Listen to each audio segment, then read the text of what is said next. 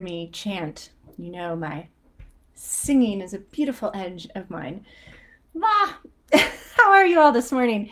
I guess I'm feeling a little goofy. I let the chickens out earlier and ended up chasing them around the yard, and they interacted with quail in the backyard. One of them found a dead garter snake, and you should see the others chasing after that chicken that had that delectable, dead, partially dried up garter snake. Oh my gosh.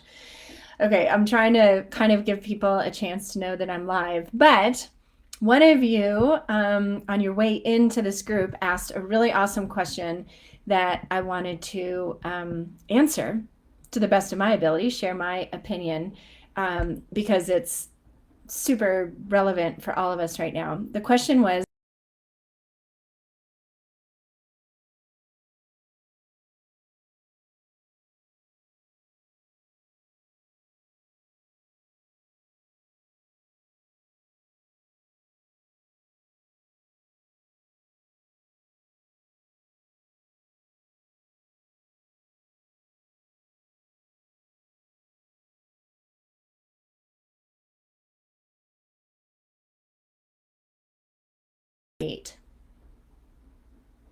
I've read a lot of books on witches this past year, like fun novels and stuff. And witches are super aware of the creative power of their words, right? Because the spells are words and their intentions are powerful. And whatever the word witches, which I love witch, but witches were women and men who understood and harnessed a lot of their creative superpowers, right? I mean, that is the truth. So first of all, with mindfulness, the question of mindfulness, I would ask you, what does mindfulness mean for you? I often find it easier to explore what's the opposite of mindfulness, where we're reacting to everything, we're scattered. To me, it suggests when we're not mindful, it's our own mind and consciousness that is involved in mindfulness. And when we're not mindful,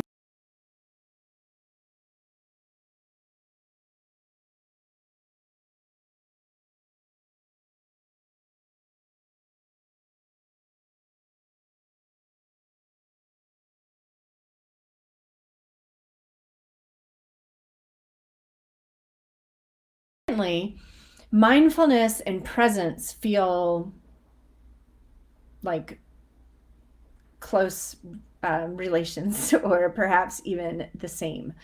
Can you have mindfulness without presence? I don't know. I might have to think about that for a little bit. But my knee jerk reaction is no, that they are kind of one and the same in a lot of ways. Perhaps presence with intention is more mindfulness.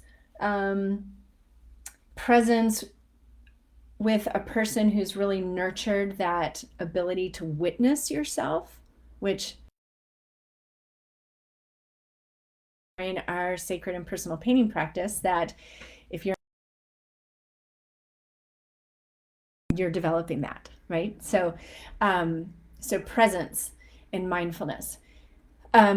So presence is one of the 6 spheres of wellness in 30 Days to Unstoppable, Be the Dream Made Visible. I mean, truly, if you don't have that book or the Audible version or the audio version you can buy on my website in case you're not doing Amazon or Audible, please get it. It is teaching that I was given to help us humans on planet Earth right now. It's how you can create a practice that tends to your vibration so that you, no matter what is going on the outside, feel safe, secure, and loved from the inside out.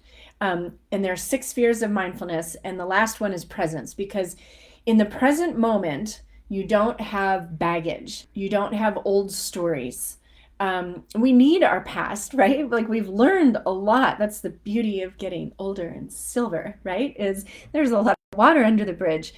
So we need our past, and we celebrate our past and the part of our brain that holds on to that. And when we are wanting to do new things, right? Like just say those of you who have just started painting, right? Something like that, or signing up for the Creatively Fit coaching training, or the I Am the Unstoppable Dream program, or learning to paraglide, or I just signed up for a meditation certification course. So when we are wanting change in our lives and wanting to say yes to new things, what our past awareness, mindfulness, does is draw on all of our experiences up until now and use that to project into the future about whether or not this is a good choice for you. Likewise, when you're at the canvas, right, and your mind is filled with past oriented thoughts like, oh, I don't know how to do this, I've never done this, I'm not good at this. Those are all stories from your past. If you had amnesia, which I kind of feel like a little couple hours of amnesia here and there would be really good for all of us. But if you had amnesia and someone gave you a canvas and paints, you would probably be, and you know who I'm talking to, maybe this used to be your experience or you have friends, you would, maybe I am an artist, like this feels really exciting to me. You would have no stories around any limits that you have creatively. And then the future oriented is just really not relevant when we're approaching new things as far as projecting from the past. The future is unknown for all of us, especially right now. We're very aware of that, right? So presence is where you have access to your infinite nature and infinite possibilities. It's where we connect to Tara's spaciousness, is in the present moment. So the question was, for those of you who just joined in, the question was, what habits can I establish to ensure that I develop and maintain consistent mindfulness? So the first thing, you define mindfulness for yourself. Okay. And the contrast of mindfulness, what is the opposite of mindfulness for you, can be very helpful as well in defining mindfulness for yourself. Then I recommend connecting presence and mindfulness.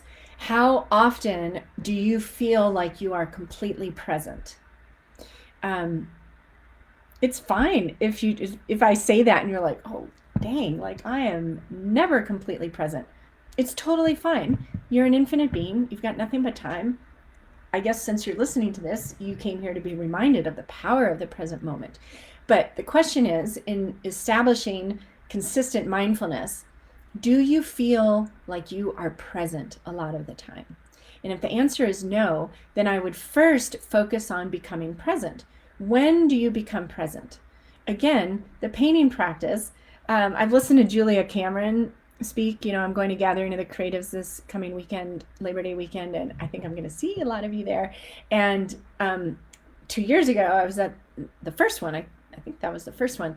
And Julia Cameron, like the answer to all questions, she's like, morning pages. Like, that's how I feel about the painting practice. Like pretty much every question I could say, go to the canvas. At the canvas, you're able to witness your inner dialogue. You're being encouraged to focus on what you want. I think all of you now have experienced that point in your painting where you realize the to-do list and the monkey mind have gone away. And you're just like, oh my God, that color blue next to the orange. Oh my gosh. Right? Like you just are immersed in the experience. That is present moment. And the thing about our neurology and our physiology is that the more we do something, the easier it gets to get there again in our brains. And it's literally like you're creating new neural pathways. So the more and more you become present, the easier and easier it gets to become present, right? So instead of having to paint for 30 minutes to get to that present moment place where the to-do list and the monkey mind are gone, it may just take 5 or 1, or it's just instant, right? It's the same with meditation or drumming or walking outside or whatever. But you want to nurture those present moments. You can practice being present while you're doing the dishes, while you're answering emails. Like every email is your entire universe for that moment and how to respond and everything else. And we all know the opposite, right? We bounce around like being the little pinball machine.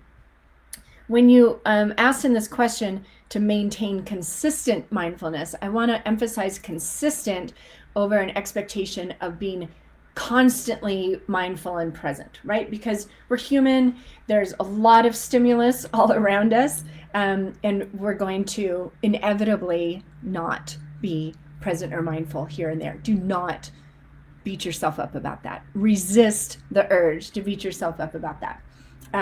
All of this is exciting, and we all have room for growth, and none of us have done anything wrong, right? We are on a learning journey here.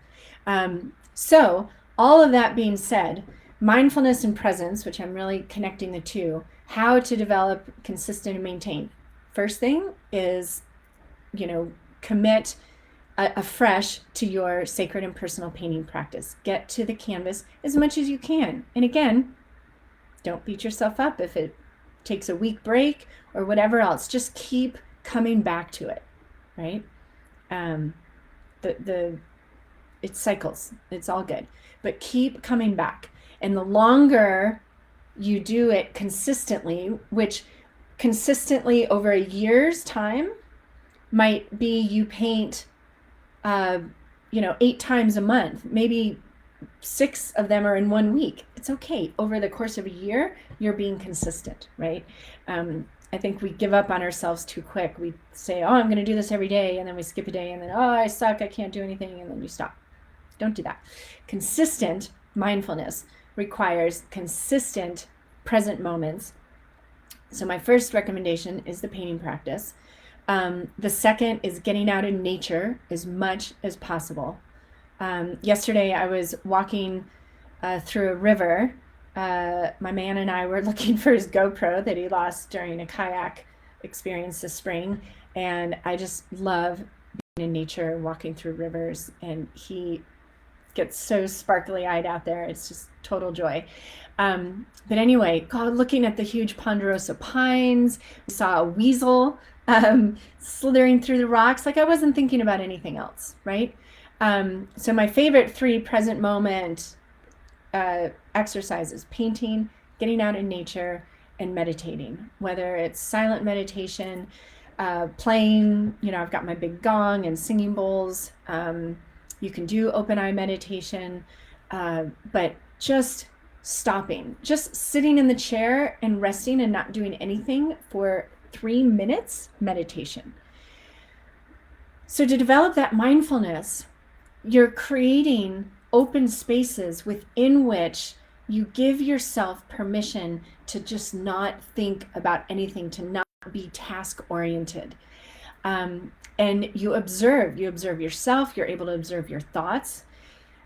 Even if you sit in meditation and you feel like the monkey mind never stops, but you're observing your thoughts, you're developing that inner witness. And then as it becomes more consistent, one of the greatest benefits of nurturing your mindfulness and presence is that you get more done, and you get done what's really important.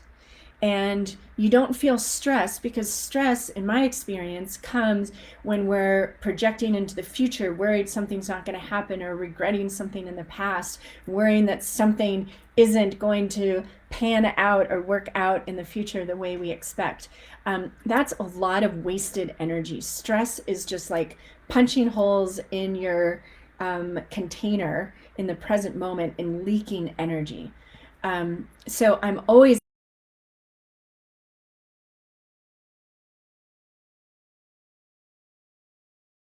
I got to do a video ad for the upcoming Creatively Fit Coach training. Then I remembered, oh, I have a video that one of my Creatively Fit coaches won for me, a testimony. So I did that.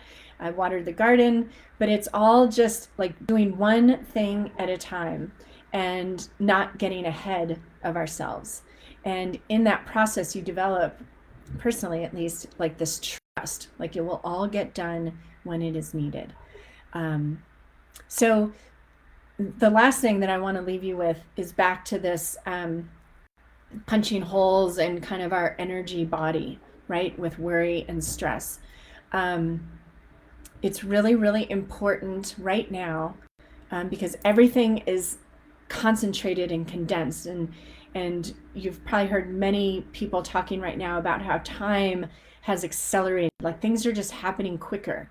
So what that means is when you focus your energy and intention and vision on what you desire, it's going to happen rapidly. If you have a desire and you focus on it a little bit, and then you allow doubt and worry, which are past and future oriented, to punch holes in that desire, the energy is going to leak out of it, and it's going to take way longer for you to see that desire manifest in your life. In I Am the Unstoppable Dream, and in the companion journal for the book, we are studying the 7 laws of the universe. And one of those is around rhythm, which is connected to time. And it's saying the higher vibration you are, so the more you protect your energy and focus on what you want and what lights you up, the quicker things are going to manifest in your life. So please, please, please guard the art that is you, the art that is your space. Don't allow things that do not lift you up to permanently come onto your life's canvas, right? Like, just picture a painting on your body.